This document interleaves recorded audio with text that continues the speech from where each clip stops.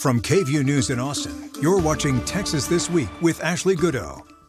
Thank you for watching Texas This Week. As 2025 comes to a close, more people are turning their attention to the midterms. And a new poll shows who American voters want to run the U.S. House. Plus, a new report reveals the state is making a list of transgender Texans. We'll have more on those stories in just a minute. But first, let's get to the 3 things you need to know in Texas politics. The Texas Attorney General is launching an online form for people to submit tips about possible violations to the state's new bathroom bill. The Texas Women's Privacy Act requires people in city, county, and state-owned facilities, public schools and universities, and jails to use bathrooms and locker rooms based on their reproductive organs. If people see a violation, they can use the AG's tip line to submit a complaint. But under the law, people first have to tell the governmental body in writing about the violation, and leaders will have 3 days to address the issue. Agencies that don't comply with the law could face steep fines from the state. It turns out some of the Texans flagged as possibly being on the voter rolls illegally had already proved they're U.S. citizens. New reporting from VoteBeat and the Texas Tribune found staff in the Texas Secretary of State's office didn't cross-check its list of potential non-citizens based on a federal database against the DPS citizenship database before sending out notices to counties back in October. Texas requires people to prove their citizenship or lawful presence before they can get a driver's license or state-issued ID. And the team at VoteBeat found hundreds of the people on the list actually registered to vote at DPS. More than 2,700 people were flagged. The state of Texas is suing Southwestern Public Service Company, or Xcel Energy, accusing it of causing the largest wildfire in the state's history. Company leaders publicly admitted one of their decayed power poles near Amarillo snapped in 2024, sparking the Smokehouse Creek fire. 3 people died and more than 1 million acres burned. The Attorney General's office accuses Xcel of negligence and wants the company to repay the state for damages caused by the wildfire. Xcel Energy leaders tell us they are deeply disappointed by AG Ken Paxton's decision to file a lawsuit, saying they worked with the AG's office in good faith to find a solution when they were approached about this earlier this year, but the AG chose to file a lawsuit instead. President Donald Trump's first year back in the White House is coming to a close. A new Quinnipiac University poll shows Americans aren't too happy with the job he's doing, and they want to see some major changes in the U.S. House of Representatives. Tim Malloy joined me to break down the results. You know, I always like to ask you the same thing first. Let's talk methodology real quick. Tell us how many people you talked to and when you talked to them. We got 1,035 with good full answer the poll fully. That's usually the target, 1,000. We did it from the 11th till the 15th of December, so it's fresh off the presses. And we feel confident these are pretty good reading on what people are thinking. All right, so let's get right to it. How are voters feeling about the president? Let's talk about his approval rating. Well, his approval rating is 40%, and that's about the only pretty good thing in this entire poll. Now, we must say up front that most presidents in their second term lose little ground. This is a bad poll for the president, from how he handled the military to immigration to the economy to trade to Russia, everything 10 points below underwater, basically. And that's not numbers he wants to see, especially on immigration and the economy, which are 2 of his major issues. So not a whole lot of red flags, a lot of concern probably tonight, which is why probably tomorrow's address is so key. Yeah. When we talk about the economy, that's something that a lot of folks are really, really seeing as their big issue, the thing that they're most concerned about. And America's not feeling too good about the economy these days, right? Not at all. About grocery prices. I mean, gas prices are down, but that's the only good thing right now. Yeah, it's trending away from confidence in the president and fixing the economy. In fact, people were asked in our poll, who do you think is really more responsible for the condition of the economy right now, the president or former President Biden? And it is Trump. And right now, there's not a good read on how the economy is doing. Yeah.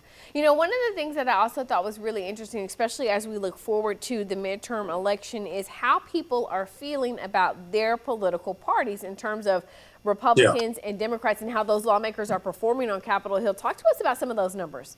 It's pretty interesting. The Democrats right now are not crazy about the Democrats. In other words, they don't it's the lowest approval rating Democrats have given Democrats in many, many years. However, when you poll all of Americans, independents, Republicans, Democrats, the majority, not by a huge number, majority think the Democrats should run the House.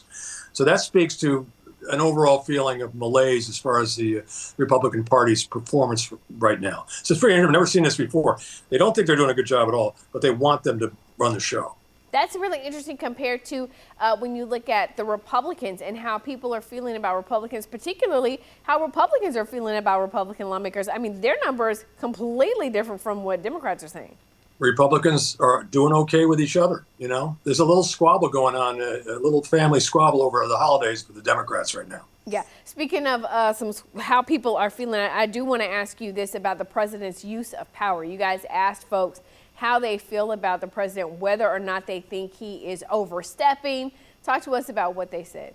The question was simple: is the president exercising way too much power? In other words, is he out over his skis too much, maybe with judicial things or elsewhere? And the answer is yes. Americans right now, American voters, in a fairly substantial number, think he is exercising too much power, more than he should as president.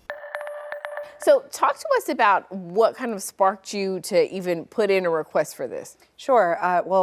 About a year ago in fall 2024, we actually broke the news that the state was no longer going to be allowing people to update the sex listed on their driver's license. And this mostly affects transgender people who want to make a change to what is on their license to match, especially how they're presenting publicly. So we broke that news. And then over the course of the last year, I've been trying to figure out how that policy has been implementing, how many people it's affecting. And there was an indication that data on people that still tried to make that change, even after the policy change, was going to be collected. And one of the biggest questions I kept getting from people was, are they making a list? Is there a list of transgender people who are still trying to update their driver's license that is in some state repository? And finally, I just went to DPS and asked, do you have a list? I filed a records request and I got a list. Over the course of the past year, they've gathered a list of about 110 people who have tried to update the sex on their driver's license against the state policy.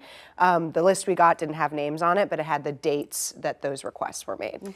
And so I want to note that you also asked why. Yes. Why is this list? Why can we not just say no to people and keep it moving? Right. You didn't get an answer. I didn't. I've sent questions to DPS. I've sent questions to statewide elected officials.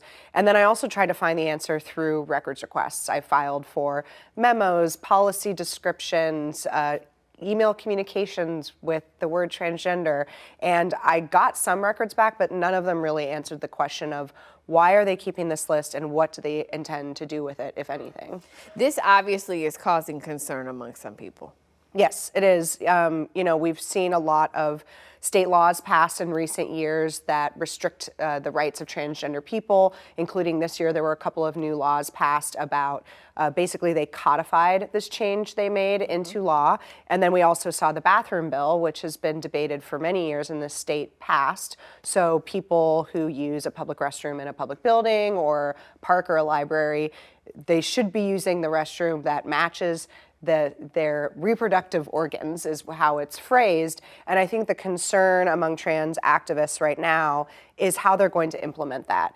If people can't update their driver's licenses, are they going to be stopped and asked to present some form of identification before going into a restroom in a public building if they don't appear to be entering the right restroom based on their physical appearance? One of the reasons why we have heard people, say that they want to make these changes to their driver's license is because they can face discrimination, right? You may have someone, a transgender woman or a transgender man who goes out and has to give their driver's license to get into a location. Right. They feel like they can become a target. This is for their safety. Right. And, I think something that maybe people don't understand is there are trans people moving through the world all the time that you aren't perceiving as trans, right? They have a passing privilege and you don't know they're trans. And so if they present an identification that says female and they look male, they have a beard, they try to go into a restroom and they're told you have to use the women's restroom, but you have a beard and appear to be a man, that can put them in a very uncomfortable situation, they say. And